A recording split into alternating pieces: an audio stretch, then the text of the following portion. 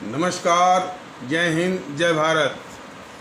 भारतीय अवाम ताकत दल अपने भारतीय भाई बहनों अर्थात अपने देश भारत की जनता अर्थात अपनी भारतीय अवाम से भारतीयता आधारित आपसी श्रद्धा, भारतीयता आधारित आपसी स्नेह, भारतीयता आधारित आपसी प्रेम, भारतीयता आधारित आपसी अखलाक मोहब्बत, भारतीयता आधारित आपसी सहयोग, भारतीयता आधारित आपसी सम्मान, भारतीयता आधारित आपसी एकता, भारतीयता आधारित आपसी भाईचारा तथा भारतीयता आधारित आपसी सद्भाव को समझने व उसे आत्मसात करके वैसा ही आचरण एवं व्यवहार करने हेतु और इसके पूरे देश में प्रचार प्रसार करने हेतु और प्रत्येक देशवासी को इसकी अहमियत और महत्व को समझाकर इसको अपनाते हुए वैसा ही आचरण एवं व्यवहार करने हेतु और प्रत्येक देशवासी को अपना ही भारतीय भाई बहन मानकर समझकर अपनाकर उन्हें उनके साथ वैसा ही उसी अनुसार आचरण एवं व्यवहार करने हेतु सतत सदैव और हमेशा अदब के साथ आदर के साथ अर्ज करता है, विनती करता है। आज पावन ईद का शुभावसर है। हम और हमारा जो संगठन है भारतीय अवाम ताकत दल अपने पूरे देशवासियों को इस ईद के मौके पर ढेर सारी बधाइयाँ उनकी जीवन में खुशहाली और सद्भाव लाने के लिए और ये ईद का त्यौहार और अवसर हमारे भारतीय भाई बहनों के बीच में सद्भाव, भाईचारा, अखलाक मोहब्बत, खुशहाली और तरक्की का सबब बने और पैगाम देने वाला बने।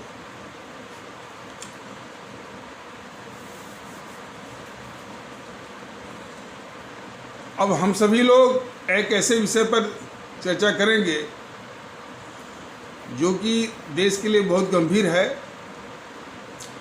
और हम सभी भारतीय भाई बहनों को इस पर बहुत गंभीरता से विचार करना चाहिए। लेकिन उसके पहले एक महान संगीतकार की बात मैंने जो कि 2-3 एपिसोडों में सुनाई जा रही है, एक छूट गई थी, उनका जिक्र करना बहुत जरूरी है। देखिए, ये जो संगीतकारों का जो नाम बताया गया है, नौशाद साहब हैं, शंकर जयकिशन हैं, सचिन देव बर्मन साहब हैं और भी उन्हीं के टक्कर के, हालांकि उतना मार्केट में उनमें उनकी पकड़ तो नहीं थी लेकिन उन्हीं के टक्कर के थे।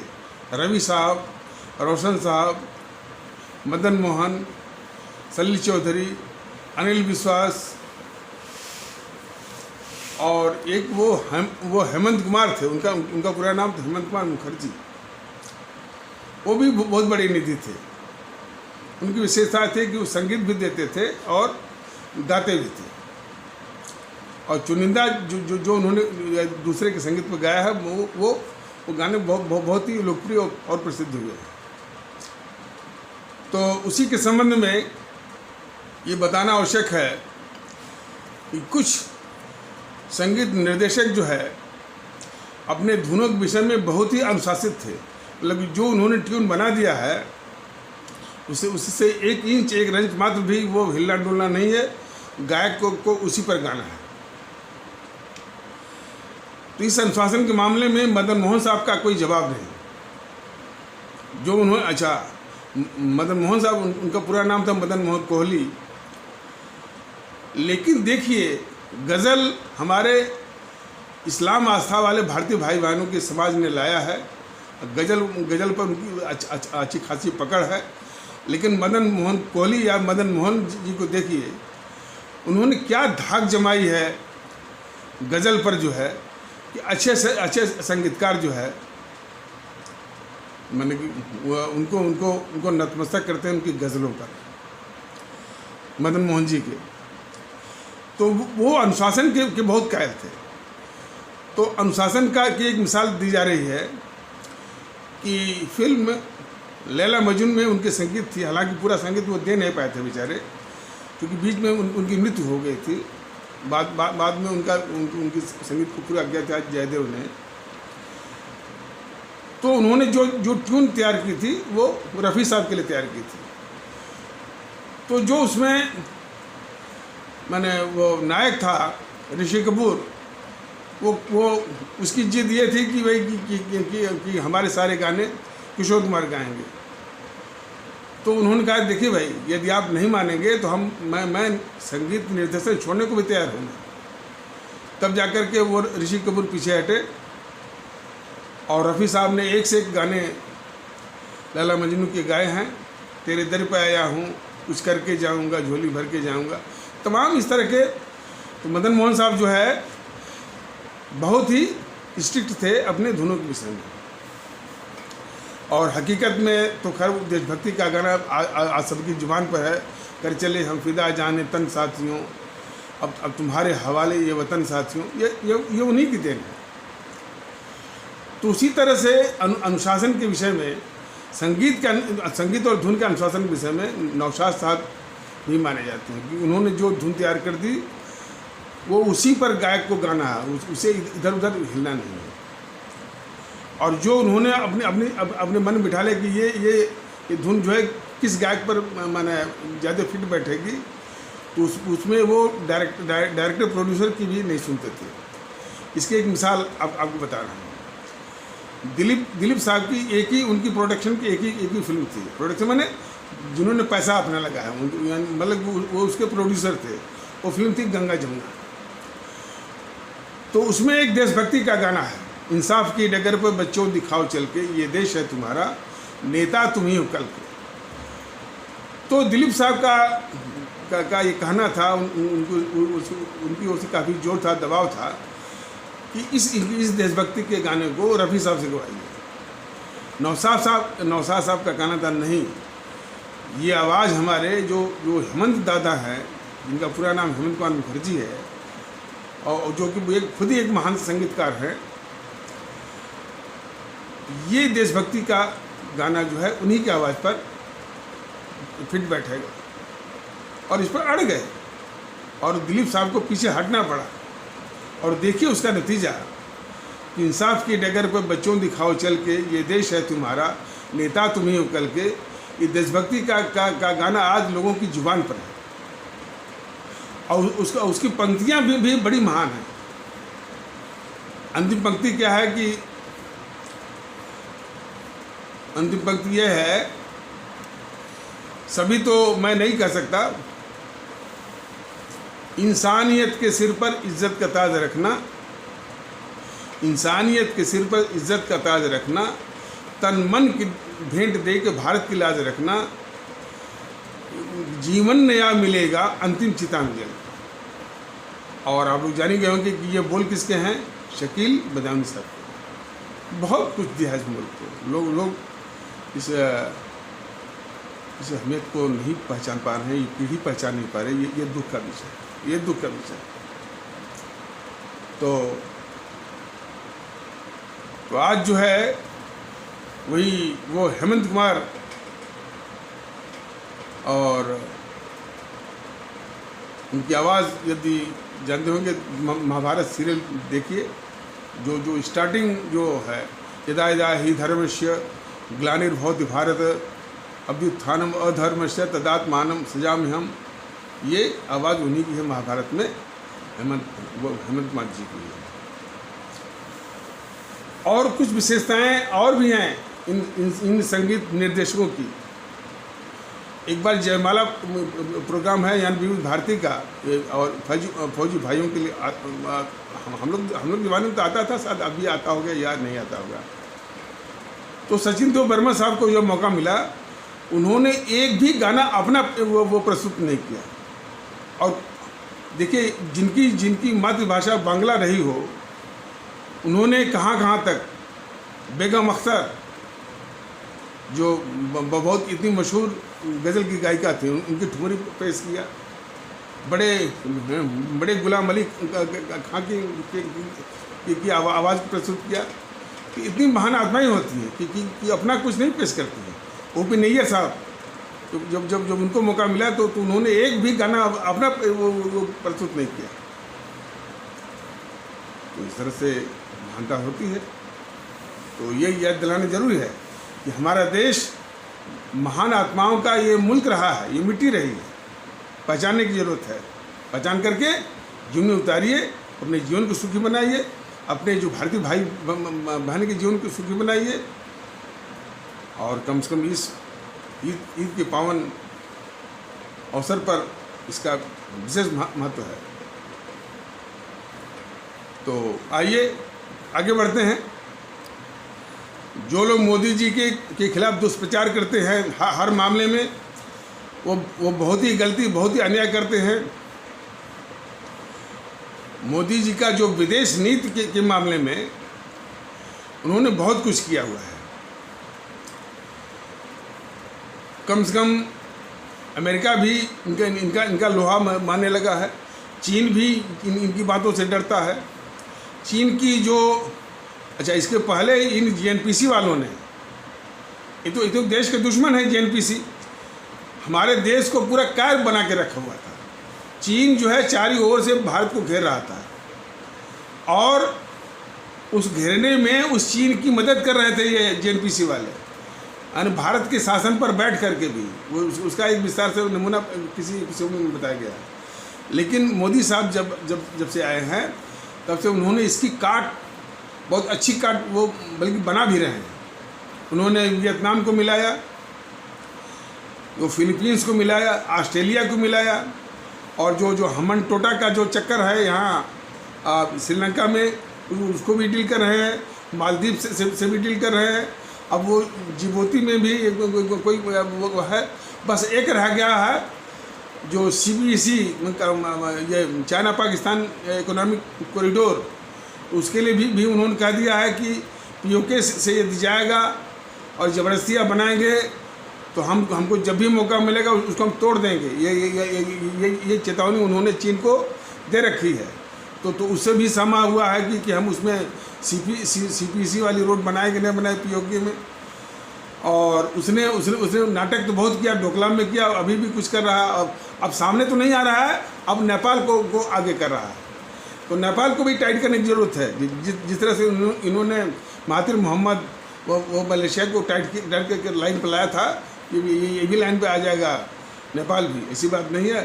बताइए कि सारा कुछ 80-85% व्यापार भारत से होता है और जो है वो चीन के इशारे पर ऐसा कर रहा है। और जो रक्षा तैयारियां हैं,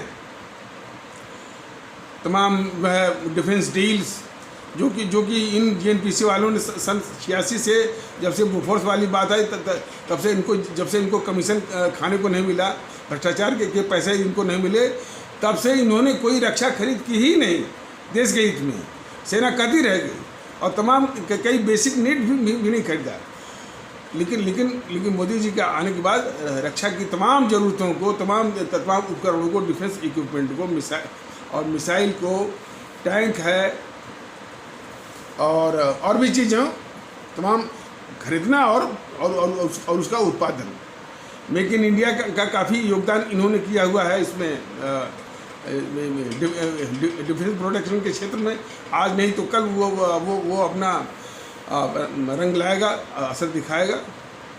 ये सारी बातें सही हैं। देश के अंदर में भी सड़कों का जाल, एक्सप्रेसवे का जाल, हाईवेज का जाल, ये भी है। वो सौभाग्य योजना के जरिए गरीबों को कनेक्शन, उजला योजना के जरिए गरीबों को नहीं, सौभाग्य योजना के जरिए बिजली का कनेक्शन और उजला योजना के जरिए जो है वो इसका गैस का कनेक्शन, और गरीबों के उसको जो है शौचालय, मकान, सस्ते मकान और कुछ जो है। लेकिन ये सारी चीज़ें एक स्थान पर गौर करने वाली बात है कि जिन आवाम के वोट के बूते पर वो प्रधानमंत्री बने हैं और इतना सब कर पाए हैं, उनके लिए आपने क्या किया। उनके लिए एक्सप्रेसवे, हाईवे, तेजस, वंदे भारत उतना जरूरी नहीं है। उनके लिए है कि कम से कम उनके मन में ये विश्वास, जो आप बोलते हैं ना कि सबका साथ, सबका विकास, सबका विश्वास, वही विश्वास ही तो नहीं है। इस चीज़ को आपने सोचा नहीं है। अब लॉकडाउन के पीरियड में देख लीजिए, योगी जी के काम, जितने भी मुख्यमंत्री हैं कंपैरेटिवली, तुलनात्मक से जबकि वो सबसे अधिक आबादी वाले प्रदेश को संभाल रहे हैं, तब भी उनका काम सराहनीय है। ऐसी बात नहीं है। देखिए, भारतीय जनता दल का दृष्टिकोण सभी लोग समझ लें। जहाँ भी आवाम को राहत होगी, आवाम की भलाई होगी, मुल्क की भलाई होगी, उसका समर्थन करने में ये सबसे आगे रहेगा। क्योंकि ये शुद्धता ये एक देशभक्तों की पार्टी है। ये देश के दुश्मन जो है जेएनपीसी और वामदलों की तरह नहीं कि हर बात मोदी जी के और योगी जी में उसमें खोट निकालना, ये बात नहीं है। मैंने भारतीय जनता दल की जो नीति है हमेशा आवाम परस्त है, मुल्क परस्त है। तो जहाँ भी मुल्क की भलाई होगी, आवाम की भलाई होगी, तो वो समर्थन करने में सबसे आगे रहेगा और उसको सपोर्ट करने में भी सबसे आगे रहेगा। इनकी इतनी अच्छे कार्यों के बावजूद हमारे समाज के एक बहुत बड़े तबके में वो विश्वास पैदा नहीं हो रहा है कि ये व्यवस्था उनके लिए है। ये पता नहीं, ये एहसास मोदी जी को है कि नहीं है, यही सोचने वाली बात है। और उससे भी ज़्यादा गंदी बात ये है कि भारतीय जनता दल या वो भी जानते हैं कि हमारे देश में देश विरोधी ताकतें बहुत सक्रिय हैं और ज़माने से सक्रिय थी, मैंने वो पता नहीं चलता था। लेकिन कम से कम मोदी जी के आने से एक लाभ तो हुआ कि भाई पता है कि ये देश के कितने खतरनाक शत्रु हैं। और जेएनपीसी तो खुद ही वो खतरनाक शत्रु है। वामदल भी हैं और इन्हीं के साथ जो चिपकने वाले हैं सपा है, अखिलेश मुलायम की सपा है और इसकी मायावती की बसपा है, वो ममता बनर्जी है। और वाम दलों का जो विजन है, बताइए, देखिए उसका व्यवहार।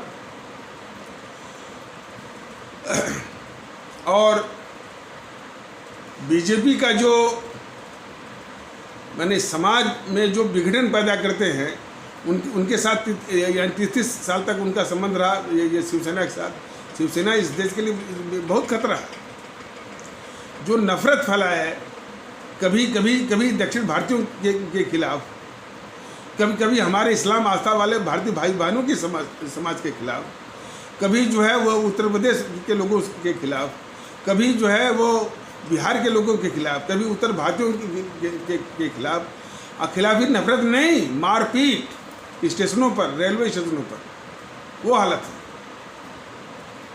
लेकिन फिर बात वही आती है, बार बार भारतीय जनता दल याद दिलाता है, इनको वोट कौन करता है?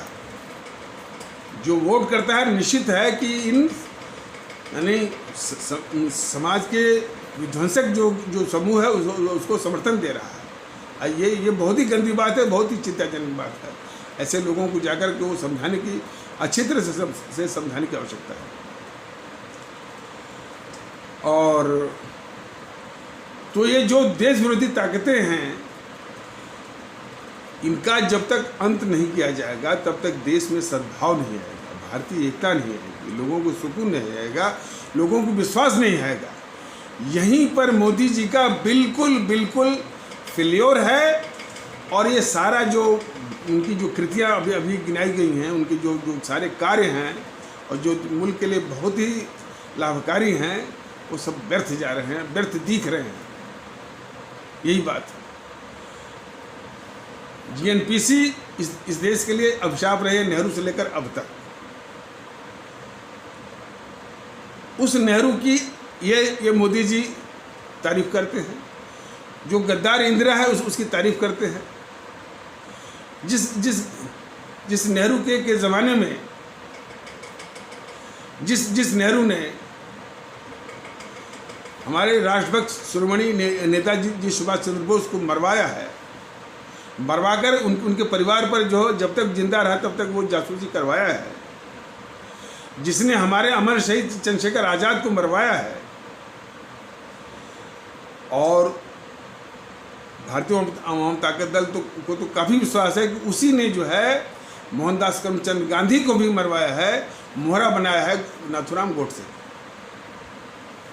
इसलिए कि ये जो जेएनपीसी है, किसी को बलि का बकरा बना देना, किसी को मोहरा बना देना, ये इसकी मैंने इसमें बहुत ही वो सिद्धहस्त है,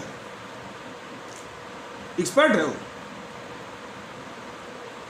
तो निश्चित तौर पर मोहनदास करमचंद गांधी को भी इसी नेहरू ने ही मरवाया है और मोहरा बने हैं वो नाथूराम गोडसे। फिर इसके बाद डॉक्टर श्यामा प्रसाद मुखर्जी की मृत्यु जब हुई जम्मू कश्मीर के जेल में, इंदिरा गांधी ने जो पंडित दीनदयाल उपाध्याय को मरवा करके फेंकवाया था मुगल सराय रेलवे स्टेशन के यार्ड में, उसी गद्दार इंदिरा गांधी ने जो है अपने ही मंत्रिमंडल के सहयोगी रेल मंत्री श्री ललित नारायण मिश्र को मरवाया, शास्त्री जी को मरवाया, नागरवाला एक बैंक कर्मचारी था बहुत ही महत्वपूर्ण, उसको मरवाया।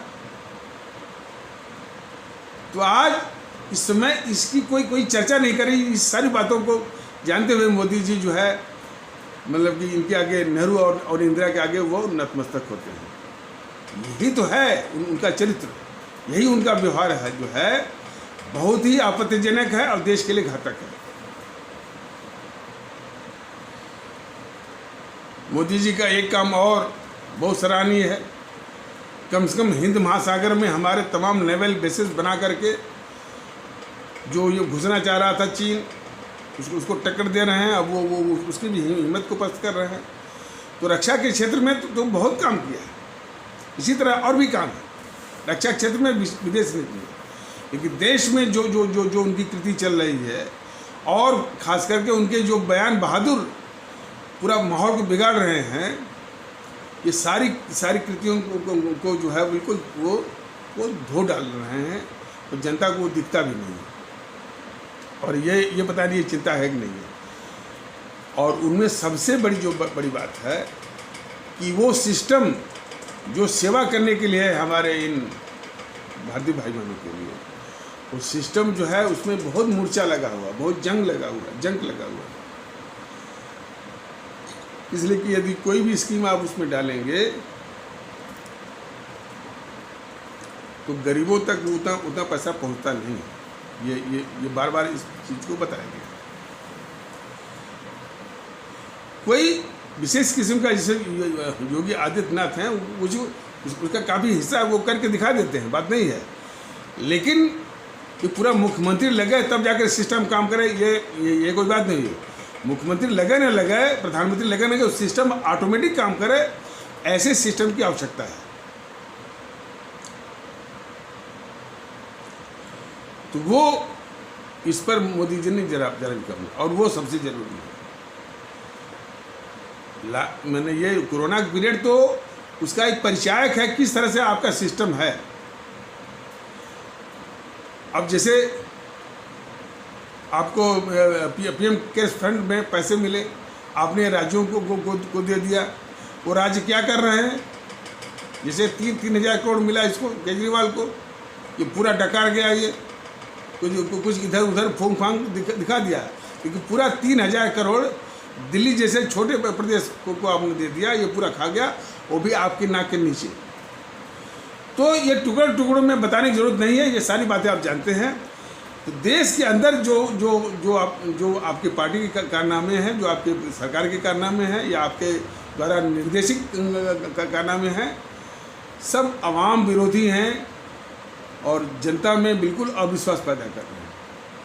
यही बात बताने, इसलिए आपकी गतिविधियां भी इस मुल्क के लिए अभिशाप है। इसलिए सबसे पहले तो हमको आवाम को देखना है, अपनी जनता को देखना है, गरीब भारतीय भाई बहनों को देखना है और अपने जो आम हमारे भारतीय नागरिक हैं, अपने भारतीय भाई बहन हैं, उनके विश्वास को अर्जित करना है। सारी बातें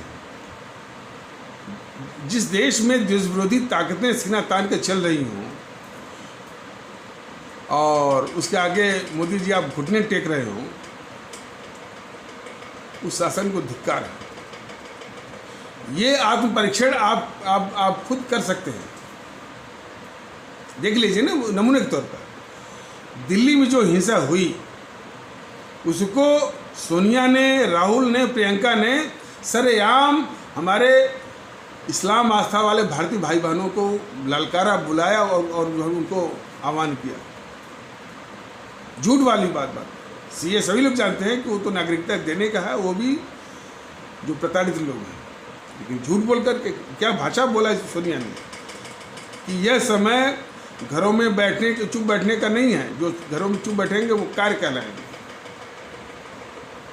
ऐसे के आगे आप घुटने टेक रहे हैं। अच्छा, एक बात थोड़ा सा, इनके बयान बहादुर क्या करते हैं, देखिए वो भी बहुत खतरनाक खेल खेल रहे हैं। सोनिया ने ये कहा, उसने बस दे दिया, बस में ये खोट है। गंभीर बातों से पूरी जनता का ध्यान हटाने के लिए भारतीय जनता दल ये बता रहा है कि ये जेएनपीसी, सोनिया, राहुल देश के लिए कितने खतरनाक है। आइए, सोनिया ने ये कहा, प्रियंका ने ये कहा, इन बातों का कोई मतलब है? लेकिन इसी में उलझाने की बात, और उसी पर यह बात होती है कि टेलीविजन पर इस साजिश को भी समझ लीजिए कि जो ये इस बात में उलझाने की कोशिश करते हैं कि सोनिया ने ये कहा, राहुल ने ये कहा, प्रियंका ने ये कहा, उसने ये कहा। बिल्कुल नहीं जी, जेएनपीसी इस देश के लिए सबसे बड़ी अभिशाप है। ये प्रमाणित हो चुका है। मोदी जी उसके आगे घुटने टेक रहे हैं। ये भी सब, तो ये देश को तय करना है कि यदि देश को महफूज रखना है और उसको हिफाजत करनी है तो क्या करना है। तो सीए पर जो भड़काया इसने सोनिया ने, यह समय घरों में बैठने का नहीं है, जो घर में बैठेंगे वो कार्य कहलाएंगे, सड़कों पर आओ, आंदोलन करो। और फिर इस भड़कावे के बाद फिर इसी जेएनपीसी का जो अवतार है, जिसको इसने अपना खून और ताकत देकर के खड़ा किया, केजरीवाल और उसकी आम आदमी पार्टी, उसके वो विध्वंसक और देश विरोधी तत्वों ने हिंसा फैलाई। और हिंसा को याद करिए ना, जामिया मिलिया में यदि वो कंडक्टर न बचाया होता तो सैकड़ों लोग मारे जाते वो यात्री जो है। क्या मैंने वो इशारा क्या था, कितनी बड़ी साजिश थी देश को अस्थिर करने की। हमारी माताओं और बहनों के दिमाग में जहर भर करके उनको ढाल बनाया, और उनके दिमाग में किस कदर जहर भरा था। छोटे छोटे बच्चे कह रहे थे कि मैं मोदी को मारूंगी, मैं अमित शाह को मारूंगी, छीन के ले गया आज़ादी। तब भी मोदी जी की आंख नहीं खुली, मोदी जी के सलाहकारों की आंख नहीं खुली, बीजेपी की आंख नहीं खुली। बस ये क्या, दूर से करंट वो लगवा रहे थे, कभी गए नहीं। कभी जो बैठी थी हमारी माताएं बहनें, उनको कभी माता बहन माना भी नहीं।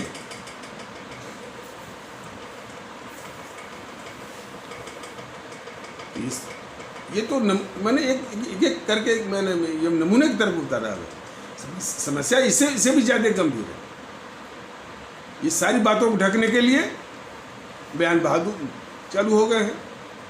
दिन रात जो है या तो इस्लाम आस्था की तमाम खोट निकालते हैं, उसको नीचा दिखाते हैं, गजवा हिंद बताते हैं, दारुल इस्लाम की बात करते हैं, उसे वो डरवाते हैं हिंदू सनातन आस्था वाले भारतीय भाई बहनों को। ये क्या है? जिस प्रकार जो है हिंदुत्व की से वो डरवाया जाता था अपने इस्लाम आस्था वाले भारतीय भाई बहनों को, उनको वोट बैंक के रूप में उनका इस्तेमाल और उनका शोषण होता था।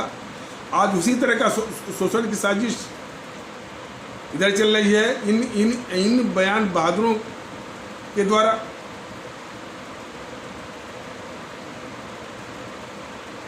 तो भारतीय जनता दल का कि आपकी सारी जो है रक्षा के क्षेत्र में, देश के हित में, विदेश नीति के जो सारी जो कृतियां हैं वो मिट्टी हो गई। जनता को दिखती नहीं, और कैसे भी दिखेंगी। जो जनता परेशान रहेगी, जिस जनता में अविश्वास रहेगा, वो जो सुकून खोजता फिरेगा, जो चैन खोजता फिरेगा, जो एक बेखौफ का माहौल खोजता फिरेगा, वो क्या देखेगा। और इसकी जड़ में आप जब जाएंगे, फिर वही जीएनपीसी की रक्षा क्यों कर रहे हैं, इसका जवाब आज नहीं तो कल मोदी जी आपको देश को बताएंगे। और भारतीय जनता दल भी जवाब लेके रहेगा और देश भी लेके रहेगा। यक्ष प्रश्न नहीं, ये इसको यक्ष प्रश्न ही मत मानिए, ये बहुत बड़ी समस्या है। जिस नेहरू ने इस देश को तबाह किया, इस देश के साथ गद्दारी की, कश्मीर के मामले में किया, सुभाष चंद्र बोस को मरवाया, इस देश को बंटवाया, तमाम इस तरह की बातें। यही नहीं, जितने भी ये जो है इधर बयान बहादुर तो एक बहुत है, लेकिन उसके साथ जो और भी लोग हैं, नाम लेना उचित नहीं मैं मानता। खास करके ये क्या RSN सिंह हैं, सुशील पंडित हैं, GD बख्शी हैं, ये लोग नेहरू को गद्दार कहने का नैतिक साहस नहीं जुटा पाते। लेकिन ये सभी लोग जान लें, जब तक ये गद्दार के रूप में बेनकाम नहीं होगा, तब तक जो है सुभाष चंद्र बोस की राष्ट्रभक्ति का जज्बा देश में आ नहीं सकता।